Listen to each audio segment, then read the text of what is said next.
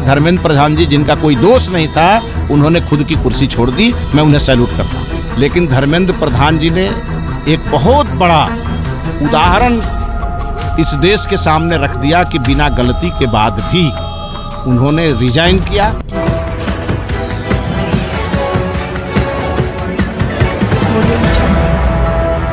नमस्कार, आप सभी को बिहार मिथिला न्यूज में स्वागत है। देखिए, धर्मेंद्र प्रधान के इस्तीफे के बाद बिहार के शिक्षा मंत्री मिथिलेश तिवारी क्या कुछ बोल रहे हैं। तमाम खबरों के साथ आप लोग को छोड़े जाते हैं। धन्यवाद।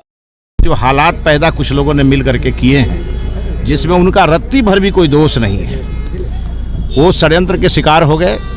लेकिन धर्मेंद्र प्रधान जी ने एक बहुत बड़ा उदाहरण इस देश के सामने रख दिया कि बिना गलती के बाद भी उन्होंने रिजाइन किया और अपने देश के छात्रों के और नौजवानों के मन के अंदर जो किसी और लोगों ने गुस्सा भर दिया था, उसको ख़त्म करने के लिए उन्होंने अपनी कुर्सी से ज़्यादा महत्व देश के छात्रों और युवाओं को दिया है।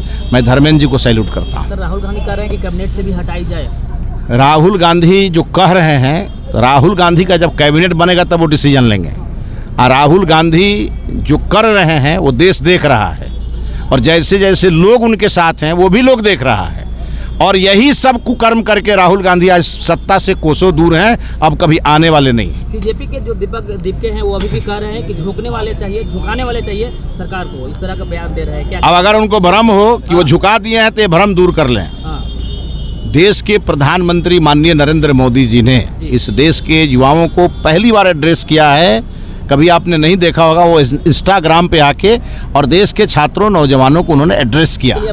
प्रधानमंत्री जी ने जब ये तय कर दिया, उन्होंने फास्ट ट्रैक कोर्ट बना दिया, तो जो दोषी हैं उन्हें सजा मिलेगी। अब अगर राहुल गांधी अगर वो खुद थाना खोल करके या चार्जशीट करना चाहते हो तो कर लें। केंद्र सरकार के इस फैसले से छात्र लोग खुश है।